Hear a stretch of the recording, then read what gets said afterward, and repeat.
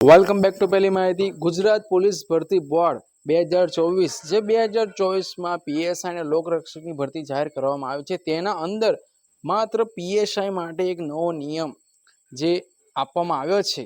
બરાબર, તો શું છે નિયમ કે પેપર 1 અને પેપર 2 જોડે લેવાશે? તો આપણે તેની સંપૂર્ણ માહિતી વિડીયોના અંત સુધીમાં જોઈએ. તો સચિવ શ્રી હસમુખ પટેલ સાહેબ તેમની ટ્વીટ આવી છે કે પીએસઆઈ લેખિત પરીક્ષામાં બંને પેપર એક સાથે લેવામાં આવશે અને જે ઉમેદવારો પેપર 1માં પાસ થયા હશે તેમનું પેપર 2 તપાસવામાં આવશે. તો પેપર 1માં પાસ થાવ ત્યારબાદ પેપર 2 તમારું ચકાસવામાં આવશે, પરંતુ પેપર 1 અને પેપર 2 બંને એક સાથે જ આપવાનું રહેશે. એટલે કે પેપર 1 આપશો, પછી બ્રેક હશે અને પેપર 2 આપશો.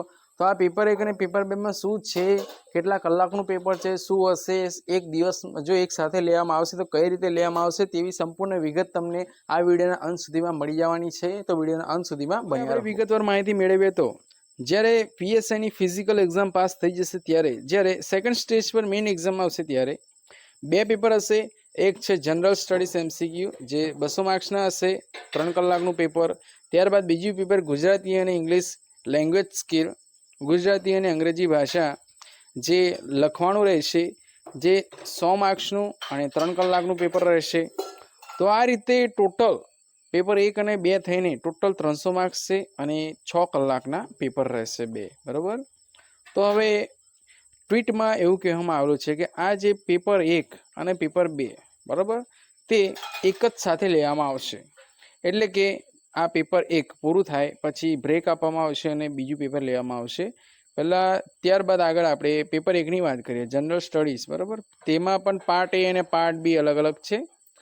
તેમાં જુઓ, પાર્ટ એમાં રિઝનિંગવાળા ક્વેશ્ચન, ગણિતવાળા ક્વેશ્ચન 1 અને 2 50-50 માર્ક્સના, જે 100 માર્ક્સ પાર્ટ એનું આપણે પેપર 1ની વાત કરીએ છીએ. ત્યારબાદ પાર્ટ બીમાં તમે જુઓ તો સિલેબસમાં ટોપિક છે બંધારણ છે, પબ્લિક એડમિનિસ્ટ્રેટિવ પછી હિસ્ટ્રી છે, ઇતિહાસ છે, ભૂગોળ છે, સાંસ્કૃતિક વારસો છે, કરંટ અફેર છે, જીકે છે, એન્વાયરમેન્ટ, સાયન્સ એન્ડ ટેકનોલોજી અને ઇકોનોમિક્સ છે. આ રીતે ટોટલ 100 માર્ક્સના MCQ રહેશે. તો આ રીતે તમારું પેપર 1 થશે. ત્યારબાદ પેપર 2ની આપણે વાત કરીએ તો પેપર 2માં પણ તમારે પાર્ટ A અને પાર્ટ Bમાં વહેંચાયેલું હશે. પાર્ટ A ગુજરાતીનું પેપર હશે અને પાર્ટ B અંગ્રેજીનું પેપર હશે. તેમાં નિબંધ છે, પછી કોમ્પ્રિહેન્શન ફકરો છે, રિપોર્ટ રાઇટિંગ છે, લેટર્સ છે. આ રીતે તમારે સેમ ગુજરાતીમાં હશે, ગુજરાતી ઇંગ્લિશમાં હશે, ઇંગ્લિશમાં ટ્રાન્સલેશન કરવાનું હશે, તેમાં કોમ્પ્રિહેન્શન તેમાં પણ હશે. તો આ રીતે પેપર આખું રહેશે. આ રહ્યું પેપર 2. તો પેપર 2 અને પેપર 1 આ બંને વસ્તુ એક સાથે લેવાની વાત છે, એટલે કે એક જ દિવસમાં પૂરું કરવાની વાત છે. તો આ પેપર જો એક દિવસમાં લેવામાં આવે તો દરેક જણને થોડુંક હાર્ડ તો પડવાનું છે, થોડુંક નહીં વધારે પડતું જ હાર્ડ પડવાનું છે. હવે આગળ જોઈએ શું થાય છે. બરાબર, આ નિયમ શું બદલાય છે કે આનો આ જ રહેશે.